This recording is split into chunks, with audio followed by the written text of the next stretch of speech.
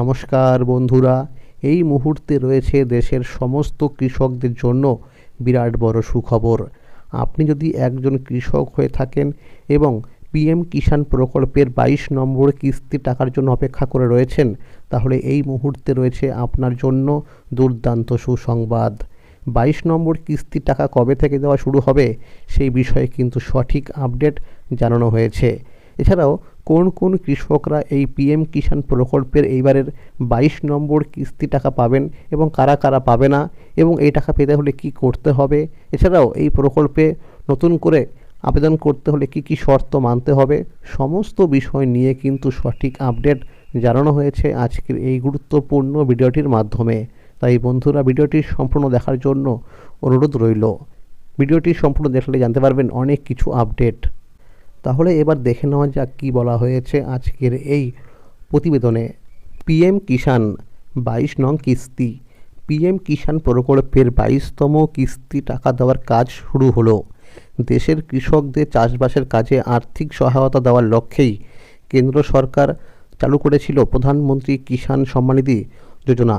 2019 সালে মাননীয় প্রধানমন্ত্রী নরেন্দ্র মোদীর উদ্যোগে এই প্রকল্পের পথচলা শুরু হয়। এই যোজনার মূল উদ্দেশ্য একটাই, দেশের ক্ষুদ্র ও প্রান্তিক কৃষক পরিবারগুলোর পাশে দাঁড়িয়ে চাষের সময় যে আর্থিক চাপ তৈরি হয় তা কিছুটা হলেও কমানো।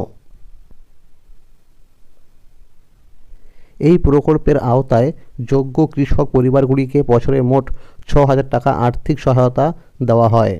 তবে এই টাকা একসাথে দেওয়া হয় না, বছরে 3টি সমান কিস্তিতে প্রতি কিস্তিতে 2,000 টাকা করে এই অর্থ সরাসরি কৃষকদের ব্যাংক অ্যাকাউন্টে পাঠানো হয়।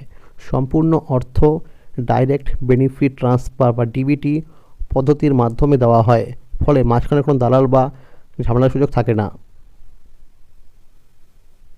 পিএম কিষাণ প্রকল্পে কিস্তি দেওয়ার সময়সূচি নির্দিষ্ট রয়েছে। সাধারণত প্রথম কিস্তি টাকা দেওয়া হয় এপ্রিল থেকে জুলাই মাসের মধ্যে, দ্বিতীয় কিস্তি আসে আগস্ট থেকে নভেম্বরের মধ্যে, আর তৃতীয় অর্থাৎ শেষ কিস্তি টাকা দেওয়া হয় ডিসেম্বর থেকে পরবর্তী বছরের মার্চ মাসের মধ্যে। 2025 সালে কৃষকদের অ্যাকাউন্টে 20 নম্বর কিস্তি টাকা জমা হয়েছে। এরপর 21 নম্বর কিস্তি ব্যাংকে পৌঁছায় 19 নভেম্বর, অর্থাৎ চলতি অর্থবর্ষে ইতিমধ্যেই 2টি কিস্তি টাকা কৃষকরা পেয়ে গেছেন। এখন স্বাভাবিকভাবেই লক্ষ লক্ষ কৃষকের মনে একটাই প্রশ্ন, পিএম কিষাণের 22 নম্বর কিস্তির 2,000 টাকা কবে ব্যাংকে ঢুকবে? সরকার এখনও পর্যন্ত 22 নম্বর কিস্তির নির্দিষ্ট কোনো তারিখ অফিসিয়ালিভাবে ঘোষণা করেনি। তবে একাধিক বড় মিডিয়ার রিপোর্ট অনুযায়ী ফেব্রুয়ারি মাসেই এই কিস্তি টাকা আসার প্রবল সম্ভাবনা রয়েছে।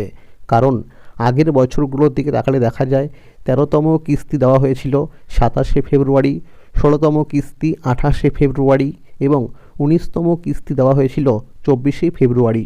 সেই ধারা অনুসরণ করলে ধারণা করা হচ্ছে 2026 সালের 17 থেকে 27শে ফেব্রুয়ারির মধ্যেই 22 নম্বর কিস্তি টাকা কৃষকদের ব্যাংক অ্যাকাউন্টে জমা হতে পারে। এখানে একটি অত্যন্ত গুরুত্বপূর্ণ বিষয় জেনে রাখা দরকার, একই পরিবারের বাবা ছেলে অথবা স্বামী স্ত্রী দুজন একসাথে পিএম কিষাণ প্রকল্পে সুবিধা নিতে পারবেন না।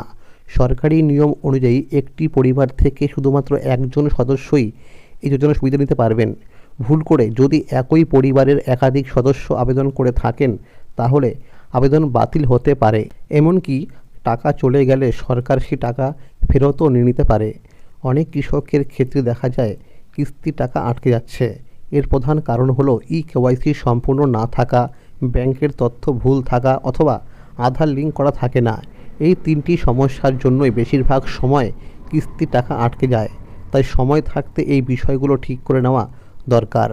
পিএম কিষাণের কিস্তি টাকা পেতে হলে কেওয়াইসি সম্পূর্ণ থাকা, ফার্মার রেজিস্ট্রি আপডেট থাকা, ব্যাংক অ্যাকাউন্টে ডিবিটি অপশান অন থাকা, জমির নথি সঠিক থাকা এবং মোবাইল নম্বর ও আধার লিঙ্ক থাকা বাধ্যতামূলক।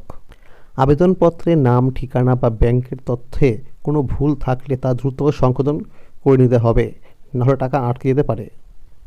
যারা জানতে চান পিএম কিষাণ লিস্টে তাদের নাম রয়েছে কি না, তারা pmkishan.gov.in এই সরকারি ওয়েবসাইটে গিয়ে ফার্মার্স কর্নার অপশানে ক্লিক করে বেনিফিশিয়ারি লিস্টে নির্বাচন করতে পারেন।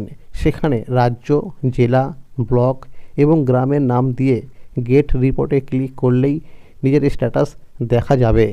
এরই মধ্যে 1 ফেব্রুয়ারি 2026 তারিখে অর্থমন্ত্রী নির্মলা সীতারমণ জাতীয় বাজেট পেশ করেছেন। এবারের বাজেট থেকে কৃষকদের অনেক প্রত্যাশা ছিল। বিশেষ করে প্রধানমন্ত্রী কিষাণ যোজনার সুবিধাভোগীরা আশা করেছিলেন বার্ষিক 6,000 টাকা বাড়িয়ে 12,000 টাকা করা হবে, কিন্তু বাজেটে সেই ঘোষণা হয়নি। 2026-27 অর্থবছরের জন্য প্রধানমন্ত্রী কিষাণ সম্মানিধি যোজনায় 63,500 কোটি টাকা বরাদ্দ করা হয়েছে, যা আগের বাজেটের সমান। অর্থাৎ এই মুহূর্তে সরকার এই প্রকল্পে টাকার অঙ্ক বাড়ানোর মেজাজে নেই, তাই স্পষ্ট হয়ে গেছে। বর্তমানে সারা দেশে প্রায় 9.5 কোটি কৃষক প্রধানমন্ত্রী কিষাণ সম্মানিধি যোজনার সুবিধা পাচ্ছেন। এর আগে 21তম কিস্তি দেওয়ার সময় সরকার নিয়মকানুন অনেক কঠোর করেছিল, যার ফলে সারা দেশে প্রায় 30 লক্ষ মানুষকে অযোগ্য ঘোষণা করে তালিকা থেকে বাদ দেওয়া হয়। এবার সেই সমস্যা এড়াতে সুবিধাভোগীদের আগে থেকেই KYC, আধার লিঙ্ক এবং ব্যাংক অ্যাকাউন্টের তথ্য ঠিক আছে কিনা তা যাচাই করে নেওয়া উচিত। পাশাপাশি একজন কৃষকের কৃষি আইডি থাকা অত্যন্ত গুরুত্বপূর্ণ। আপনারা কিন্তু অবশ্যই PM কিষাণ প্রকল্পের যে অফিসিয়াল ওয়েবসাইট রয়েছে সেখানে গিয়ে কিন্তু স্ট্যাটাস চেক করে দেখে নেবেন যে সেখানে FTO প্রসেসে ইয়েস রয়েছে কিনা। যদি এখানে ইয়েস লেখা থাকে তাহলে আপনি টাকা পেয়ে যাবেন, কোনো সমস্যা হবে না। PM কিষাণ প্রকল্পে নতুন আবেদন শুরু। 2026 সালের জন্য প্রধানমন্ত্রী কিষাণ সম্মানিধি প্রকল্পে নতুন নাম নথিভুক্তকরণ বা রেজিস্ট্রেশন প্রক্রিয়া শুরু হয়েছে। তবে নতুন করে আবেদন করার আগে প্রকল্পের পরিবর্তিত নিয়মাবলী এবং জমির মালিকানা সংক্রান্ত শর্তগুলি ভালোভাবে জেনে নেওয়া অত্যন্ত জরুরি, কারণ সামান্য একটু ভুলের জন্য আবেদন বাতিল হয়ে যেতে পারে। PM কিষাণ প্রকল্পে নাম তোলার ক্ষেত্রে সবচেয়ে বড় পরিবর্তন এসেছে জমির মালিকানা সংক্রান্ত নিয়মে। এখন শুধু নিজের নামে জমি থাকলেই যে আপনি এই প্রকল্পের টাকা পাবেন, বিষয়টি আর আগের মতো সহজ নেই। বিশেষ করে 2019 সালের পর যারা জমির মালিক হয়েছেন তাদের ক্ষেত্রে নিয়ম আরও কঠোর করা হয়েছে। যদি 2019 সালের পর উত্তরাধিকার সূত্রে জমি আপনার নামে রেকর্ড হয়ে থাকে, অর্থাৎ বাবা, মা, স্বামী বা দাদুর মৃত্যুর কারণে জমির মালিকানা আপনার নামে আসে, তাহলে আপনি এই প্রকল্পের সুবিধা পাওয়ার যোগ্য হবেন। আবেদন করার সময় ফর্মে জমি হস্তান্তরের কারণ হিসাবে অবশ্যই death of father, death of husband ইত্যাদি সঠিক অপশান নির্বাচন করতে হবে। অন্যদিকে যদি 2019 সালের পর আপনি টাকা দিয়ে জমি কিনে নিজের নামে রেজিস্ট্রি করে থাকেন অথবা অন্য কোনো সাধারণ উপায়ে জমির মালিকানা পরিবর্তন হয়ে থাকে, তাহলে সেই ক্ষেত্রে আপনি PM কিষাণ প্রকল্পে আবেদন করতে পারবেন না। বর্তমানে এই ধরনের আবেদনগুলি যাচাইয়ের সময় সরাসরি বাতিল করা হচ্ছে। তাই আবেদন করার আগে নিজের জমির মালিকানা কিভাবে হয়েছে সেটি ভালোভাবে যাচাই করে নেওয়া অত্যন্ত গুরুত্বপূর্ণ। সঠিক তথ্য দিলে তবেই আপনি এই প্রকল্পের সুবিধা পাবেন।